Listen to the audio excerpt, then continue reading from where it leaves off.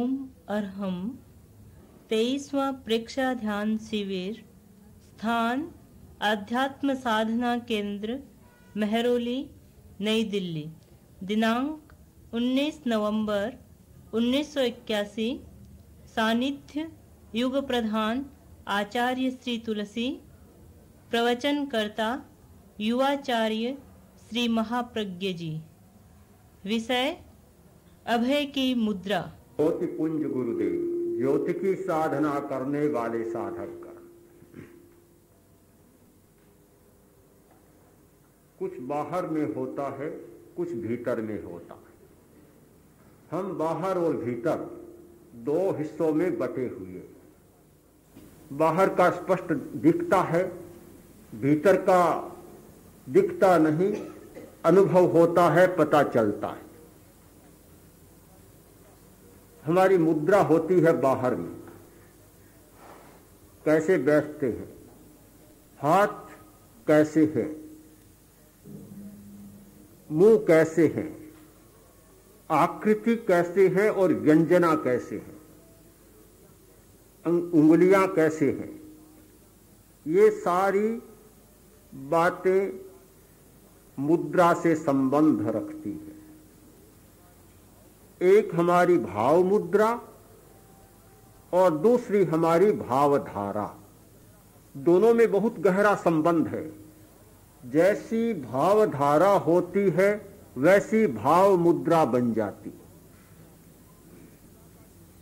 मुद्रा का निर्माण करती है भावधारा। क्रोध का भाव जागा, क्रोध की मुद्रा बन जाएगी। बताना नहीं पड़ता आदमी क्रोध में है, मुद्रा देखते ही पता चल जाता है कि अभी क्रोध में है। स्वयं मुद्रा सूचना देती है। काव्य साहित्य में इस भाव धारा का बहुत विशद विवेचन हुआ है। स्थायी भाव, सात्विक भाव, संचारी भाव। किस मुद्रा में किस प्रकार के भाव जन्म लेते हैं और व्यक्ति किस रूप में प्रकट होता है। श्रृंगार रस की एक मुद्रा होती है, करुण रस की दूसरी मुद्रा होती है, विभत्स रस की तीसरी मुद्रा होती है, रौद्र रस की चौथी मुद्रा होती है और शांत रस की पांचवी मुद्रा होती है। अलग अलग मुद्राएं, प्रत्येक भाव की प्रत्येक मुद्रा होती है। प्रत्येक रस की प्रत्येक भिन्न मुद्रा होती है।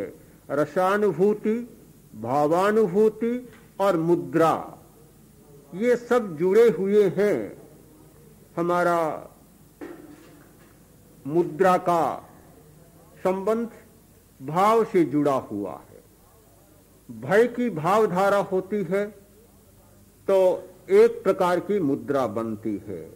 डरा हुआ आदमी सिकुड़ जाता है, चेहरा सिकुड़ जाता है। चेहरा सिकुड़ता भी है, फैलता भी है। हमारा शरीर सिकुड़ता भी है और फैलता भी है। भय से सिकुड़ता है, हर्ष होता है तो फैल जाता है। हर्षोत्फुल्ल मुख उत्फुल्ल होता है, फूल की भांति खिल जाता है। और जब भयभीत आदमी होता है तो बिल्कुल सिकुड़ जाता है, ऐसा लगता है कि बहुत पतला दुबला हो गया है। भय की मुद्रा होती है। उस समय बाहर की आकृति में जो परिवर्तन होते हैं वे हमारे सामने स्पष्ट हैं। अंतरावयव के परिवर्तन भी होते हैं। हृदय की धड़कन तेज हो जाती है, रक्तचाप बढ़ जाता है, गला सूखने लग जाता है, मुंह सूख जाता है। लाला ग्रंथियां, जो लार टपकाने वाली ग्रंथियां, वे निष्क्रिय बन जाती हैं, मुंह सूखने लग जाता है। आमाशय और आंतें सिकुड़ जाती है, भूख भी कम हो जाती है। जो आदमी रोज डरा डरा रहता है उसकी भूख भी कम हो जाती है। त्वचा संवाहिता में अंतर आ जाता है। यानी त्वचा सूक्ष्मग्राही बन जाती है। कोई आदमी झूठ बोला, किसी ने अपराध किया, न्यायालय के सामने उपस्थित है, उसके मन में डर है कि मेरा झूठ पकड़ा न जाए, मेरा अपराध पकड़ा न जाए। अब आदमी को कैसे पता चले, न्याय करने वालों को कैसे पता चले कि ये झूठ बोल रहा है, उन्हें कैसे पता चले कि इसने अपराध किया है। आजकल कुछ यंत्रों का विकास हुआ है। अपराधी खड़ा है और यंत्र चल रहा है, गैल्वेनोमीटर, सुई घूम रही है, यंत्र लगा दिया गया है। अब उसके मन में भय है कि पकड़ा न जाऊं, उत्तेजना, भय से उत्तेजना है, अंतर अवयवों में उत्तेजना पैदा हो गई। वह गैल्वेनोमीटर बता देगा कि यह झूठ बोल रहा है, वह बता देगा कि इसने अपराध किया है। यह सारा होता है त्वचा संवाहिता के द्वारा। त्वचा संवाहिता का मापन होता है और उसके द्वारा इस सच्चाई का पता चल जाता है। संवेग की अवस्था में क्रोध का संवेग, भय का संवेग या दूसरा किसी भी प्रकार का संवेग हो, संवेग की अवस्था में हमारी बाहर की मुद्रा भी भिन्न बनती है और भीतर की मुद्रा भी भिन्न बन जाती है और दोनों का पता लगाया जा सकता है। एक आदमी एक दिन में शायद सैकड़ों अपनी मुद्राएं बना लेता।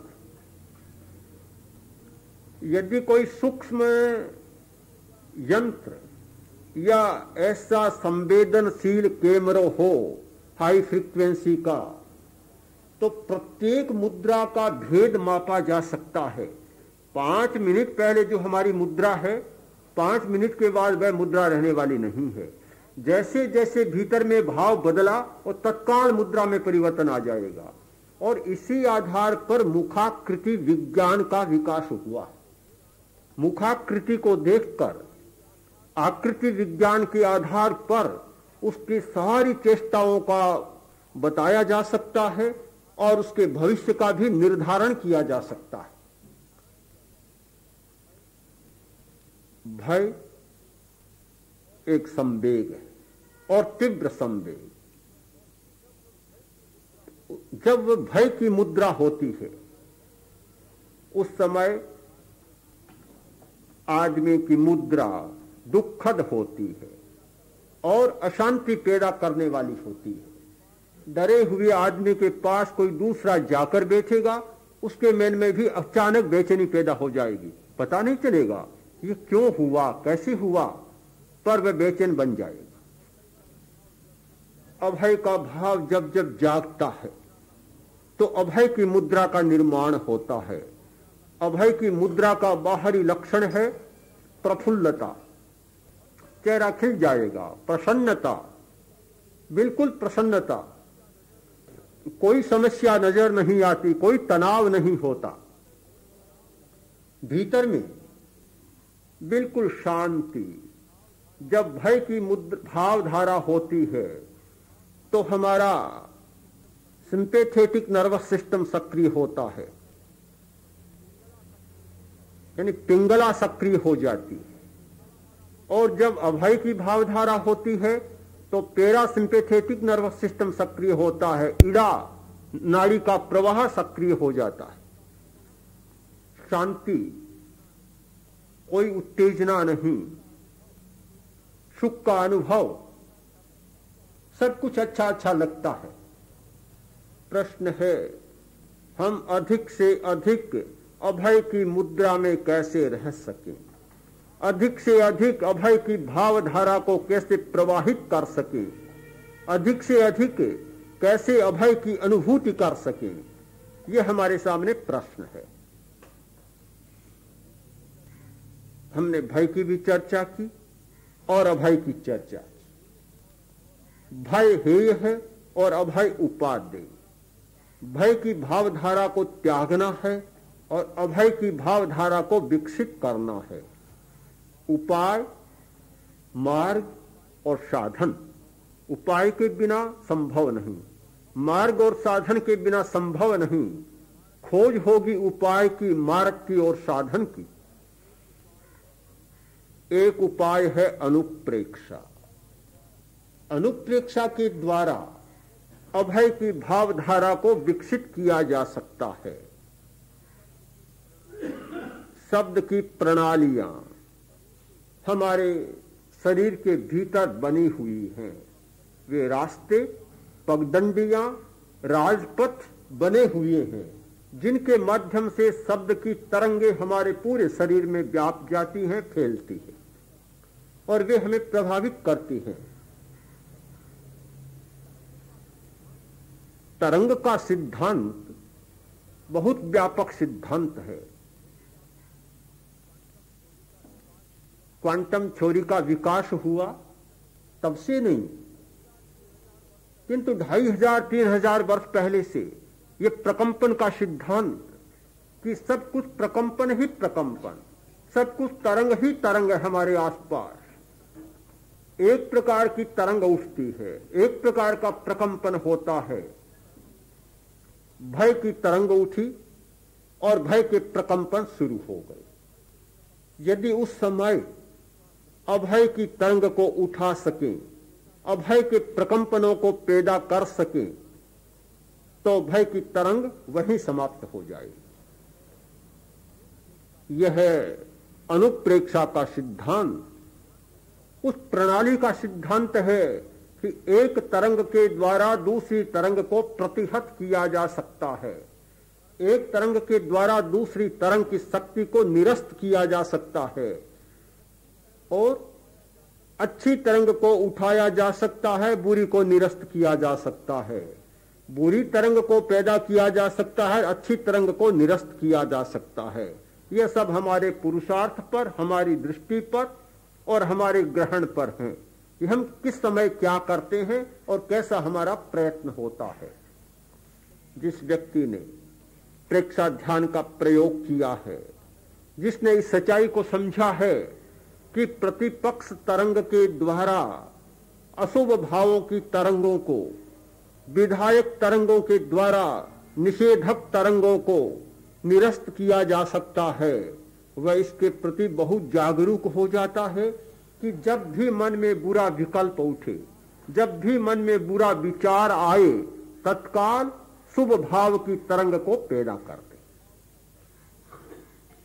असत, सत और दोनों से अतीत, ये तीन अवस्थाएं हो सकती है। एक असत भाव की अवस्था जो नेगेटिव है, दूसरी सत भाव की अवस्था जो विधायक भाव की अवस्था है, और तीसरी दोनों से परे जिसमें न कोई निषेधात्मक भाव है और न कोई विधायक भाव है, निर्विकल्प और निर्विचार।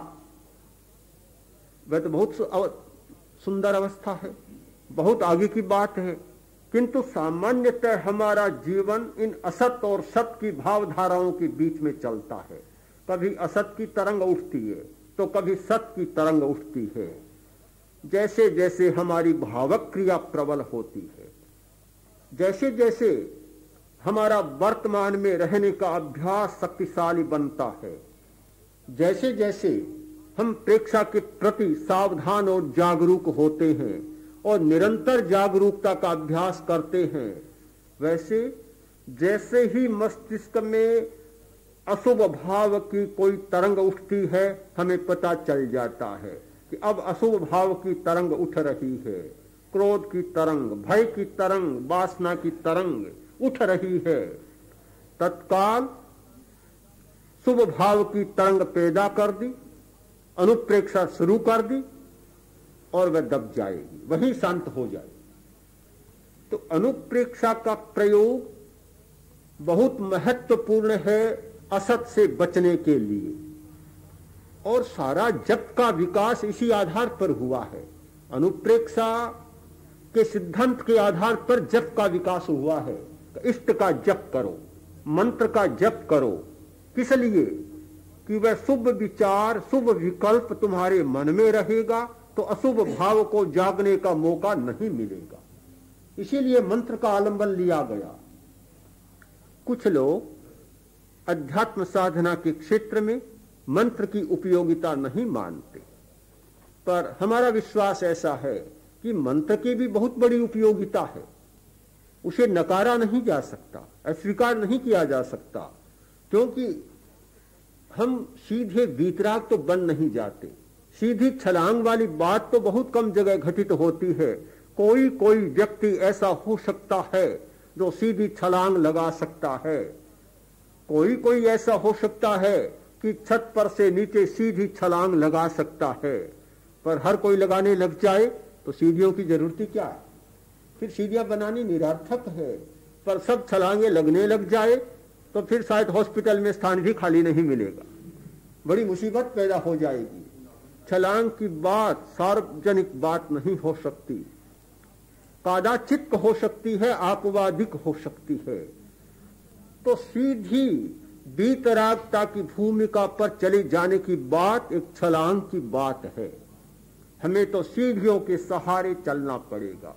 आम आदमी सीढ़ियों के सहारे आगे बढ़ेगा, ऊपर चढ़ेगा। तो सीढ़ियों में दोनों बातें होती है।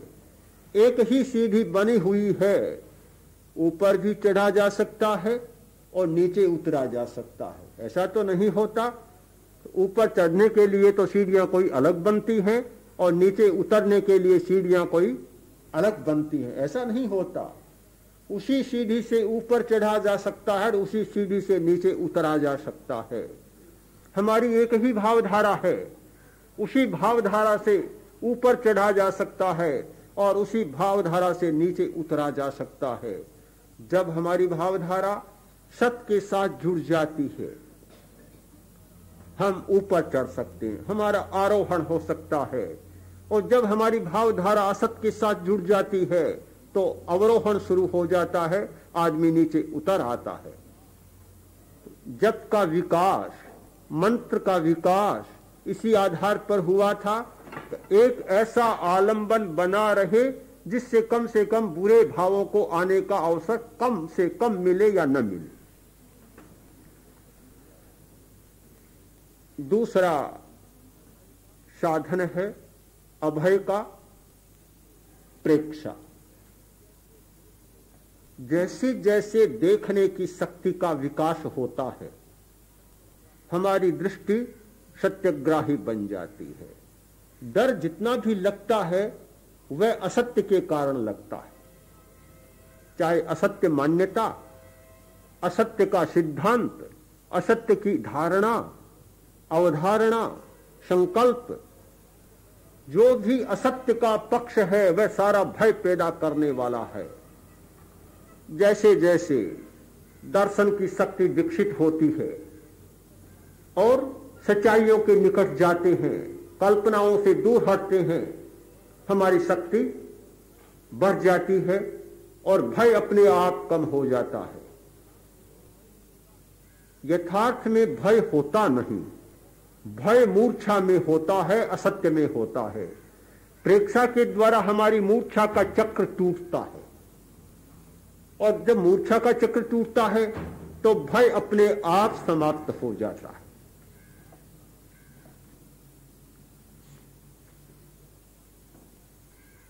प्रेक्षा, अनुप्रेक्षा, मंत्र का जप, ये सब साधन विकसित हुए अभय के विकास के लिए। प्रत्येक परंपरा में, जैन परंपरा, वैदिक परंपरा, बौद्ध परंपरा, सब में भय के निवारण करने वाले मंत्रों का विकास हुआ और बहुत सारे मंत्र जपे जाते हैं भय को दूर करने के लिए। कुछ लोग सोते सोते डर जाते, कुछ लोग रात को बहुत बुरे स्वप्न, डरावने स्वप्न देखते हैं, डर जाते हैं, कुछ लोग अकारण ही डर जाते हैं। इन सारी अवस्थाओं से बचने के लिए सैकड़ों सैकड़ों अभय मंत्रों का विकास हुआ और उनका बहुत प्रयोग भी होता है, परिणाम भी आता है और मनस्थिति बदल जाती है। औषधियों का भी विकास हुआ है, ऐसी औषधियां हैं, ऐसी जड़ी बूटियां हैं, कितना ही डर लगता हो, सिराहने जड़ी रख दी जाए, भय लगना बिल्कुल बंद हो जाए। बुरे स्वप्न आते हो, डरावने स्वप्न आते हो, उस जड़ी को सिराहने रख दिया जाए, स्वप्न आने बंद, बुरे स्वप्न आने बंद हो जाए। जड़ियों का विकास, मंत्रों का विकास इस दिशा में काफी हुआ और काफी प्रयोग हुए और उनके बड़े बड़े परिणाम भी आए। अभय का एक उपाय और महत्वपूर्ण है और उसका संबंध है हमारे चरित्र से और व्यवहार से। भय पैदा होता है हिंसा से, असत्य से और संग्रह से। भय के 3 बड़े कारण हैं जो हमारे चरित्र से संबंध रखते हैं, हिंसा, असत्य और परिग्रह, संग्रह। हर आदमी अनुभव करता होगा कि संग्रह के कारण कितना भय पैदा होता है। बाहर गया और ध्यान आया, कमरे के तो ताला ही नहीं लगाया, अलमारी खुली रह गई है, बीच में ही दौड़ पड़ता है वापस तो कहीं कोई पहुंच न जाए। कोई बाहर से नहीं, घर का आदमी भी भीतर न घुस जाए, डर जाता है और तत्काल लौटता है और संभालता है। क्यों डरा? कोई डराने वाला तो नहीं था, किंतु संग्रह के प्रति इतनी घनी मूर्छा है, वह सोचता है कि जितना अर्जित किया है उसमें से एक राई भर भी कम न हो जाए, एक पाई भर भी कम न हो जाए। बहुत लोग शायद अपनी संपत्ति का उपयोग भी नहीं करते, किंतु जब दीपावली, रामनवमी या जो जो अपना समय है एक वर्ष का लेखा जोखा करने का आता है और खाते में देखते हैं कि मेरे पास इतनी पूंजी जमा है, इतना गहरा हर्ष का अनुभव होता है कि शायद जीवन में कभी नहीं होता। संतुष्टि मिलती है, बस उतनी सी संतुष्टि कि मेरे पास है, इससे आगे कोई अर्थ नहीं, इससे पीछे भी कोई अर्थ नहीं, कोई उपयोग नहीं, किंतु मेरे पास है, यह भाव ही एक इतना प्रफुल्ल बना देता है आदमी को कि सब कुछ मान लेता है। और वही भाव कि मेरे पास है आदमी में इतना भय पैदा करता है कि रात और दिन भय से आक्रांत होता है। मुनीम धोखा न दे, पार्टनर धोखा न दे दे, नौकर और कर्मचारी धोखा न दे दे, भाई धोखा न दे दे, बाप भी धोखा न दे दे, निरंतर वह भय सताता रहता है।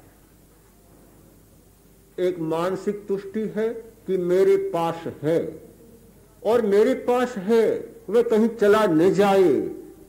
शायद मानसिक तुष्टि तो कभी कभी होती है और भय का भाव तो 24 घंटों ही बना रहता है। संग्रह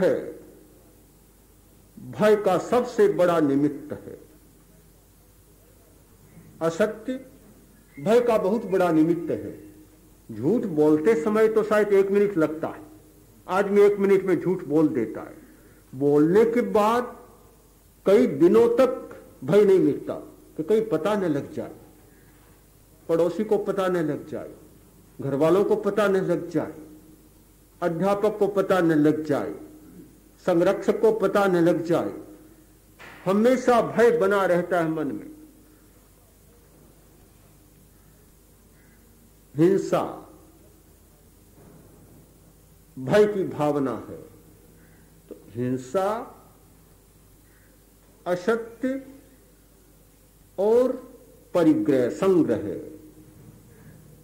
जब तक इनमें कमी नहीं होती, इनके प्रति आसक्ति में कमी नहीं होती, अभय की अनुप्रेक्षा कर लेने पर भी अभय का विकास हो जाए, इसमें मुझे संदेह।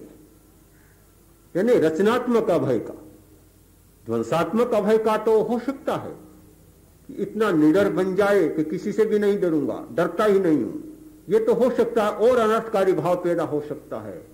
किंतु रचनात्मक अभय का विकास हो जाए, इसमें मुझे संदेह है। मैंने देखा कि 2 दिन से बाबा नागपाल से काफी बातें हुई। मैंने एक विचित्र व्यक्ति देखा कि शक्ति की उपासना है, सब कुछ है, फिर भी एकमात्र स्वर है चरित्र का। कभी चरित्र का विकास होना चाहिए, इसके सिवाय दूसरी बात ही नहीं है। फिर कहते मैं तो किसी को भी न तावीज देता न गंडा देता, कुछ भी नहीं, सबको कहता हूं आहार शुद्ध करो, व्यवहार शुद्ध करो और चरित्र शुद्ध करो, इसके बिना कुछ भी नहीं होगा। बहुत बड़ी महत्व की बात है। मैंने उनसे कहा कि जैन परंपरा में एक आचार्य हुए हैं आनंद घन जी, बहुत बड़े साधक थे गुजरात में, बहुत बड़े योगी, इतनी सिद्धियां उन्हें प्राप्त थी कि लोग पीछा नहीं छोड़, जहां जाते भीड़ इकट्ठी हो जाती, राजा प्रजा सब लोग इकट्ठे हो जाते। लोगों को पता चला कि आनंद घन जी के पास तो स्वर्ण सिद्धि है, सोना बनाने की सिद्धि है, और जब यह पता लग जाए कि सोना बनाने की सिद्धि है, तब तो कहीं आराम लेने को क्षण भी नहीं मिलता। हर आदमी चाहता है कि मुझे सिद्धि मिले और सोना बना लो। बड़ी मुसीबत हो गई, जंगल में चले गए, भाग गए, फिर भी लोग नहीं छोड़ते। कोई आदमी पास में आता कि महाराज यह कठिनाई है, यह समस्या है, लड़का नहीं है, धन नहीं है, इस प्रकार की सैकड़ों सैकड़ों समस्याएं लेकर लोग पहुंचते। अब क्या करें, पीछा छुड़ाने के लिए कुछ लिखकर दे देते, कुछ भी नहीं लिखा हुआ क्या होता कि तुम जानो तुम्हारा भाग्य जाने, लिख दिया अपने और पुड़िया बांध कर दे दिया कि बांध। दवा तो बहुत सीधी, इतनी सीधी दवा कि कुछ भी नहीं, किंतु पथ्य इतना कड़ा होता कि देखो अगर तुम सफलता चाहते हो तो 6 महीने तक या 12 महीने तक झूठ नहीं बोल सकते, अब ब्रह्मचर्य का सेवन नहीं कर सकते, चोरी नहीं कर सकते, 5 के 5 अणुव्रतों की दीक्षा दे देते। अहिंसा का अणुव्रत, सत्य का अणुव्रत, अचौर्य का अणुव्रत, ब्रह्मचर्य का अणुव्रत और परिग्रह का अणुव्रत, 5 अणुव्रतों की दीक्षा दे देते कि ध्यान रखना अगर इसमें चूक हुई है तो मैं जिम्मेवार नहीं हूं, तुम्हारा काम नहीं होगा, और इसका पालन करोगे तो फिर मेरे पास आ जाए। अब 6 महीने में 12 महीने में भावना पूरी हो जाती, आता कि महाराज आपने बड़ी कृपा की, बड़ा अनुग्रह किया, मेरा काम सफल हो गया। वे मन में हंसते कि सफल किससे हुआ, क्या मैंने जो लिख दिया कि तुम जानो तुम्हारा भाग्य जाने, मुझे क्या लेना देना तुमसे, इससे हो गया। स्वयं तो चरित्र का पालन किया, स्वयं ने व्यवहार का परिष्कार किया, स्वयं ने आहार की शुद्धि की और काम बन गया। तो काम करने वाली शक्ति तो हमारी चरित्र की शक्ति है, हमारा चरित्र का बल है, और वह बल जैसे जैसे बढ़ता है आदमी का अभय बढ़ता जाता है, और जैसे अभय का विकास होता है तो अनेक मनोकामनाएं जाने अनजाने अपने आप पूरी हो जाती है। हमारी मनोकामनाओं की पूर्ति में सबसे बड़ी बाधा तो भय ही है, सबसे बड़ी बाधा तो आशंका है, सबसे बड़ी बाधा तो संदेह है कि कोई काम शुरू करते हैं कि यह काम मेरा होना चाहिए, तत्काल दूसरे क्षण अरे भाई मैंने सोचा तो है पर होगा या नहीं होगा, कैसे संभव होगा,